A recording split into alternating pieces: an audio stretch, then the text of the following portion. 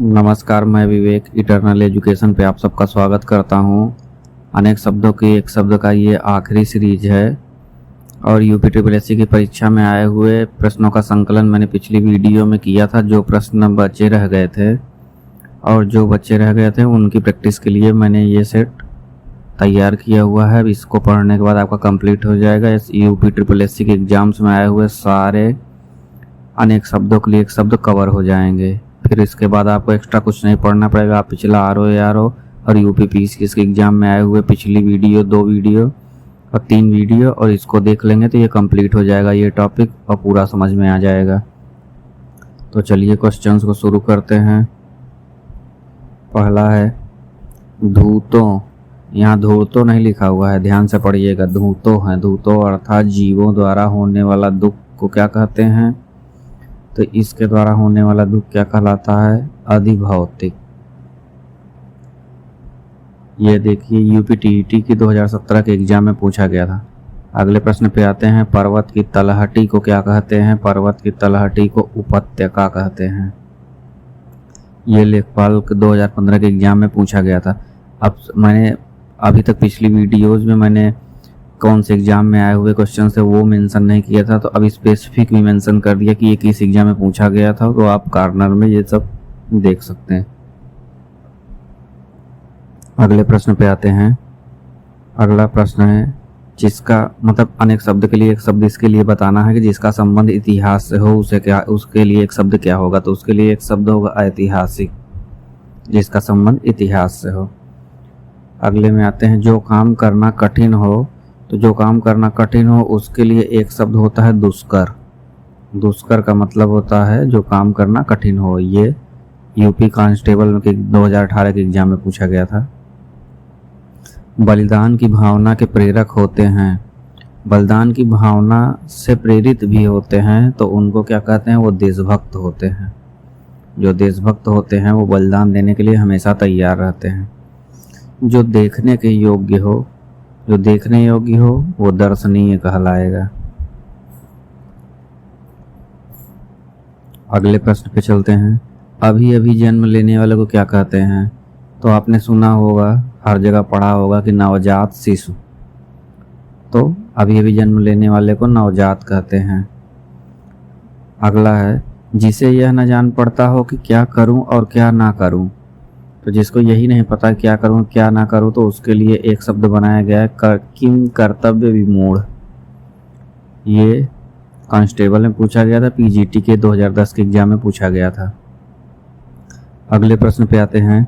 नगर में रहने वाले को क्या कहते हैं? इसके लिए एक शब्द क्या है? इसके लिए एक शब्द है नागर। नगर में रहने वाले के लिए एक शब्द क्या है? नागर। ये राजस्थान टीईटी 2011 में आया हुआ था।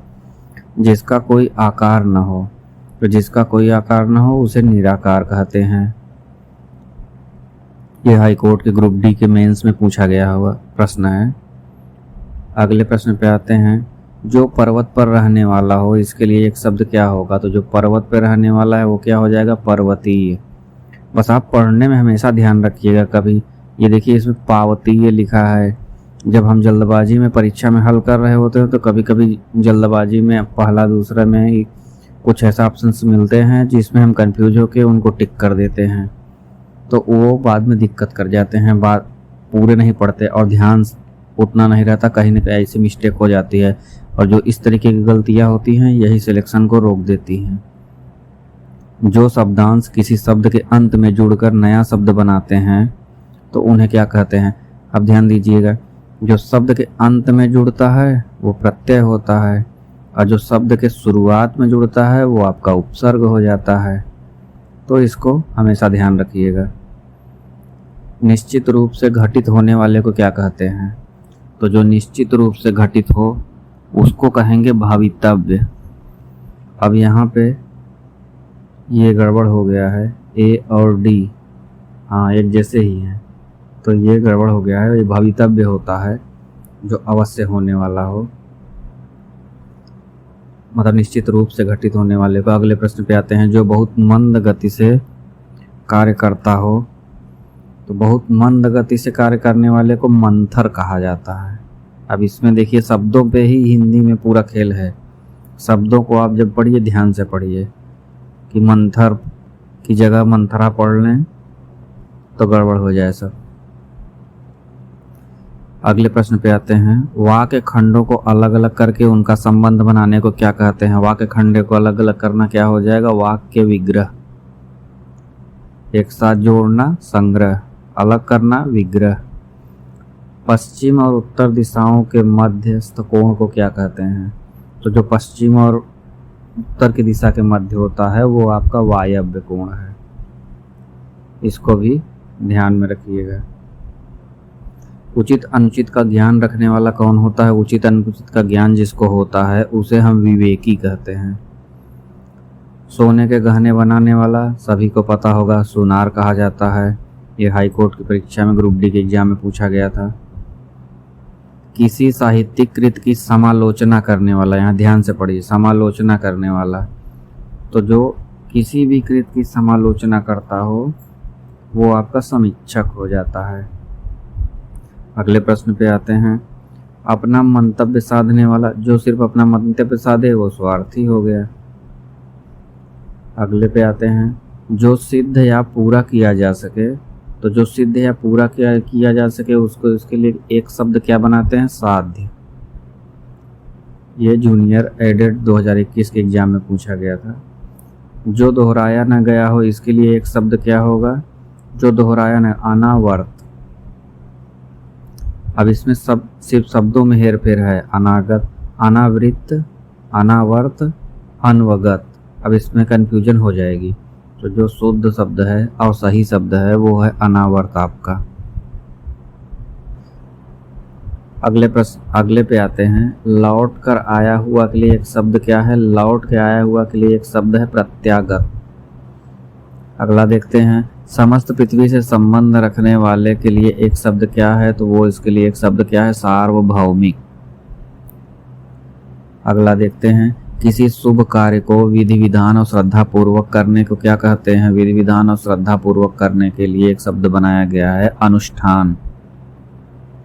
सारी पृथ्वी के राजा, सारी पृथ्वी का जो राजा होता है उसे चक्रवर्ती सम्राट कहते हैं, जो कि राज्य से सुना होगा, राजा दशरथ, चक्रवर्ती सम्राट राजा दशरथ। अगले पे आते हैं, जो देखने में प्रिय लगता है उसे क्या कहते हैं? तो जो देखने में प्रिय लगे वो प्रियदर्शी। जिसका कोई आश्रय न हो, इसके लिए एक शब्द क्या होगा? तो जिसका कोई आश्रय न हो निराश्रय हो जाएगा। जिसका कोई आश्रय न हो, इसके लिए एक शब्द निराश्रय है। अगला देखते हैं, गुण दोष का विवेचन करने वाला कौन होता है? मतलब जो गुण और दोष दोनों बताए तो वो क्या होगा? समालोचक। उत्पादक जमीन को क्या कहते हैं? उत्पादक जमीन को उर्वरा कहते हैं, इसको आप याद रखिएगा। अगले पे आते हैं, जिसमें दूर की बात सोचने की शक्ति हो, तो जो दूर की बात सोच ले वो क्या हो गया? दूरदर्शी। बड़ा बनने की इच्छा रखने वाले के लिए एक शब्द क्या बना है? महत्वाकांक्षी। इसके लिए एक शब्द है महत्वाकांक्षी। अगला देखते हैं, जिसका दमन करना कठिन न हो, मतलब जिसका आसानी से दमन हो जाए, तो उसके लिए दुर्भगा। अब इसमें कंफ्यूज न होइएगा, ध्यान से पढ़िएगा। दुर्दम्य है, दुर्दांत है, दुर्धर्ष है, सभी ऑप्शन आपको एक जैसे लगेंगे, तो सही क्या है एकदम याद रखिए, इसको दुर्भगा है। शिव की जटाएं के लिए एक शब्द क्या है? इसके लिए एक शब्द क्या है? कपर्द। ये नया होगा आपके लिए, इसको याद कर लीजिए, हमेशा कभी भी पूछा जा सकता है। एक बार के बाद तो अभी तक नहीं पूछा गया है, लेकिन ये पूछा जा सकता है। जिसने संकल्प कर रखा हो, तो जो संकल्प कर रखा होता है उसे कृत संकल्प कहते हैं। पुरुष एवं स्त्री का जोड़ा क्या कहलाता है? दंपति। यहाँ पे ध्यान रखिएगा, कभी कंफ्यूज मत होइएगा, कभी कभी छोटी ती लगा देता है तो वो अशुद्धि शोधन में भी काम आता है, तो दंपति हमेशा बड़ी ई की मात्रा लगेगी। अगला देखते हैं, कार्य को नए ढंग से करने की पद्धति को क्या कहते हैं हम? जो कार्य को नए ढंग से कर ले तो उसके लिए क्या शब्द होगा? नवीनीकरण। प्रश्न या प्रश्नादि के उत्तर की अपेक्षा करने वाले के लिए एक शब्द क्या है? तो प्रश्न और प्रश्नार्थ के उत्तर की अपेक्षा करने वाले के लिए एक शब्द बनाया गया है उत्तरापेक्षी। उत्तर की अपेक्षा करने वाला, इसको तोड़ेंगे तो उत्तर प्लस अपेक्षी, तो उत्तरापेक्षी। जिसके समान दूसरा ना हो, तो जिसके समान दूसरा ना हो अप्रतिम। अप्रतिम। किसी के प्रति उदारता एवं कृपा पूर्वक किया जाने वाले व्यवहार को क्या कहते हैं? तो किसी के भी प्रति आप उदारता एवं कृपा पूर्वक व्यवहार करेंगे तो वो क्या होगा? आपका अनुग्रह। कई लोगों का नाम भी अनुग्रह रहता है। जो शत्रु की हत्या करता है, इसके लिए एक शब्द क्या बनाया गया है? शत्रु की हत्या करने वाला शत्रुघ्न। आपने बहुत सारी मूवीज देखी होंगी शत्रुघ्न जी की। हर काम को देर से करने वाले को क्या कहते हैं? जो हर काम देर से करता है उसके लिए एक शब्द बनाया गया दीर्घ सूत्री। तो ये जो दीर्घ सूत्री है इसका मतलब हुआ हर काम देर से करने वाला। अगले पे आते हैं।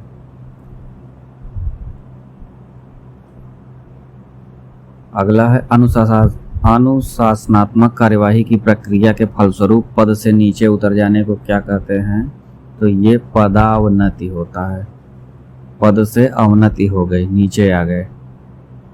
जिसका अनुभव इंद्रियों को न हो, तो जो इंद्रियां अनुभव न कर सकें, तो आपका इसके लिए हो जाता है एक शब्द अगोचर। अगम अगोचर। आगे पे आइए। 25 वर्ष पूरा होने पे होने वाला उत्सव। तो 25 वर्ष पे क्या होता है? 25 वर्ष जैसे ही पूरा होता है तो 25 वर्ष पे रजत जयंती होती।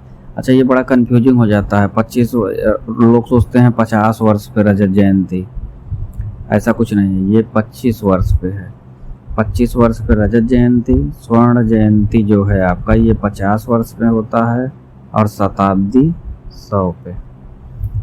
तो इसको याद रखिएगा, कंफ्यूज ना होइएगा इसमें।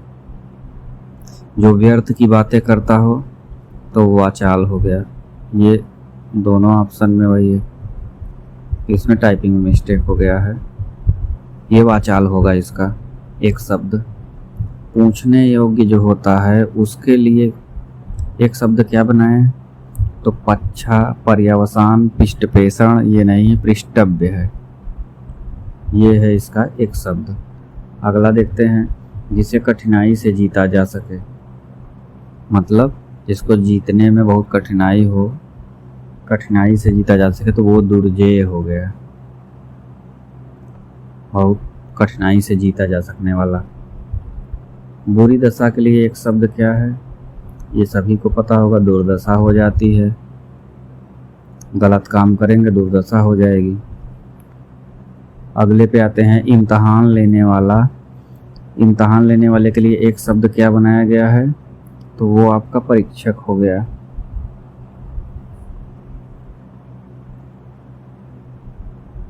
अगला देखते हैं।